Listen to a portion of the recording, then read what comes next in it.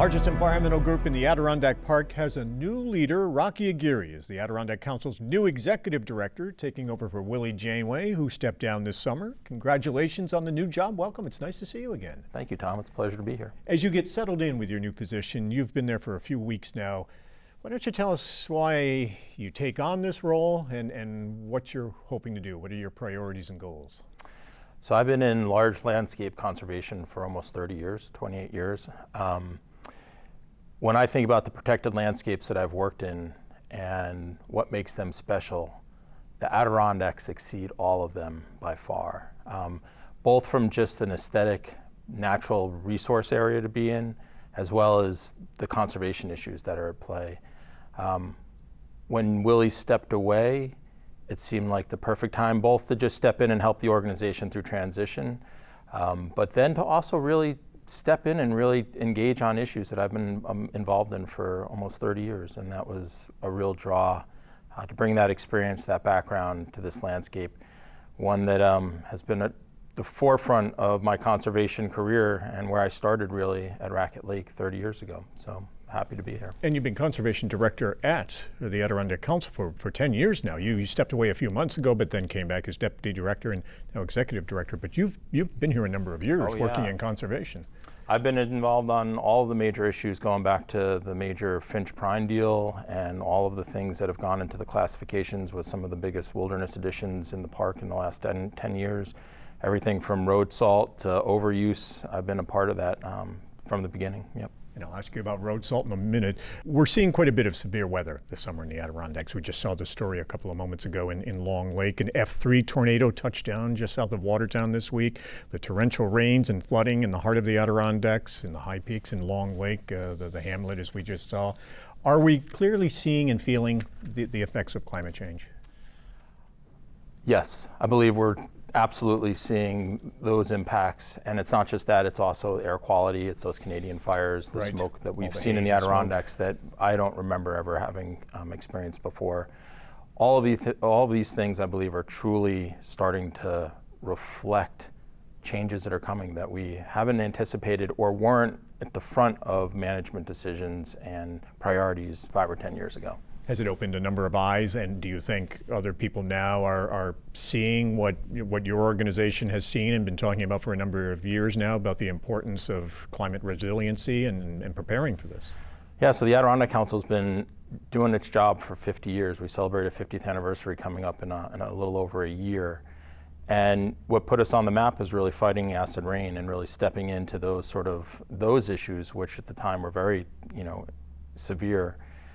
I think we're seeing the new frontier of environmental challenges, and the Adirondacks is blessed. It's a really climate resilient landscape, but that doesn't mean we won't feel the impacts from increased storm runoff, fires. There's a host of environmental considerations that I think we're going to start to see more of, especially in the next 5 to 10 years. A number of organizations are adapting already. Adirondack Mountain Club, we showed folks a week ago how they're now constructing their trails to make them more resilient, to better withstand the more severe weather. And so a number of groups have seen this coming and are taking steps to deal with it.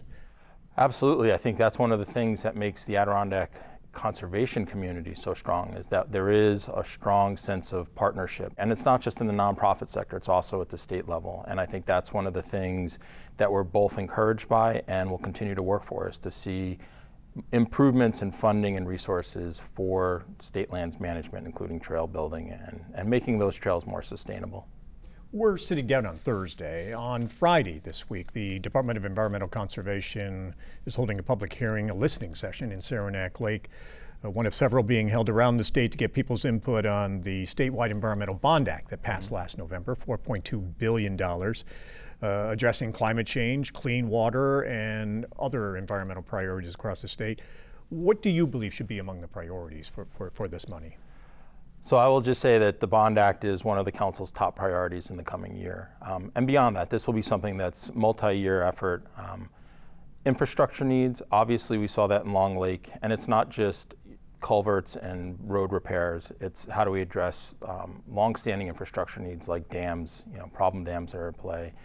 And then beyond that, it's really starting to look at what infrastructure needs we need as communities across the Adirondacks to really make them climate resilient. So it is looking at how we build our roads. It is about how we use road salt. It is about our trail building and the facilities that we have for state lands management. One of the catches is that it tends to be that these projects need to have a lifespan of 10 years or longer. We think that there's great opportunity and potential in looking at some of the ways we build our trails and the ways we engage around infrastructure related to outdoor recreational use. That could be a game changer, and it is a once in a generation opportunity. I think we'd love to see some flexibility in how those funds are used, and one to benefit the communities and one to also benefit the wildlands. There are some earmarks, $1 billion to protect communities from flooding caused by extreme weather, $650 million for clean drinking water and reducing pollution, another $650 million to conserve land, especially for recreational opportunities, which are probably three that are high on your priority list as well. Absolutely. I think each one of those we could identify really critical needs. One of the things that I'm looking forward to in stepping into this new role is fostering a new dialogue within the communities around what their priorities are.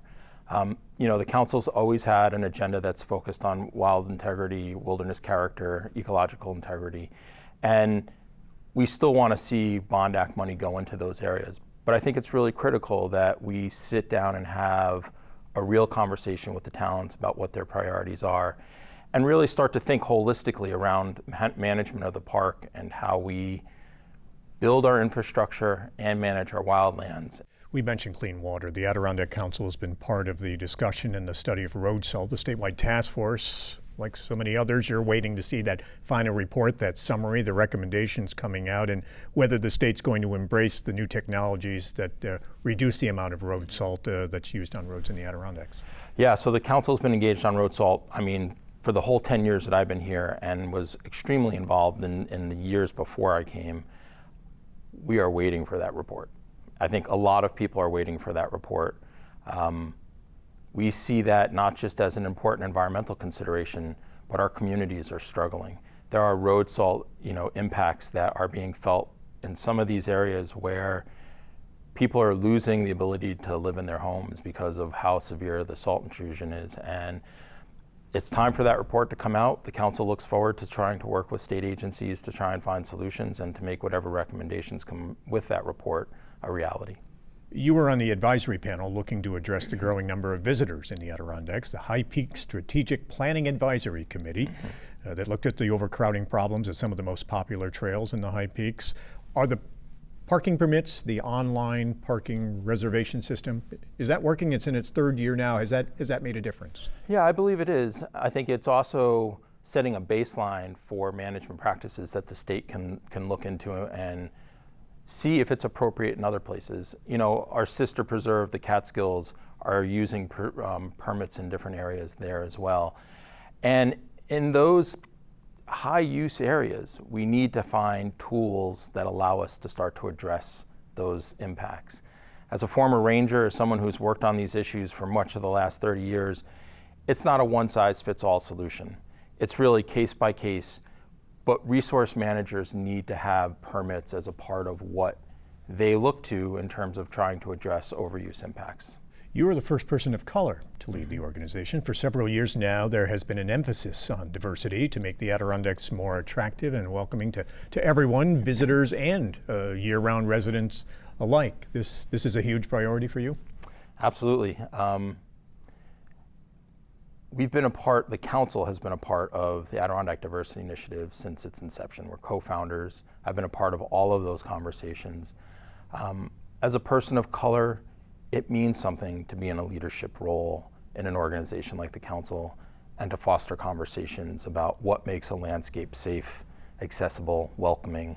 I grew up biracial. My mother's from the Bronx, my dad's from Oakland, and those are touch points that I use all the time. I've spent my whole career in the outdoors.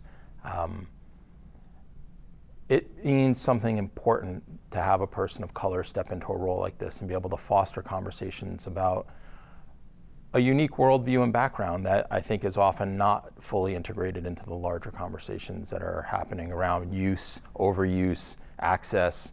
I'm a big believer in bringing in as many worldviews and backgrounds as you can, especially in the Adirondacks. We want to see this park seen truly as a park for all New Yorkers, for all visitors, for people across the country, and to make it as welcoming and safe as we can for folks that are coming as well as for folks who live here.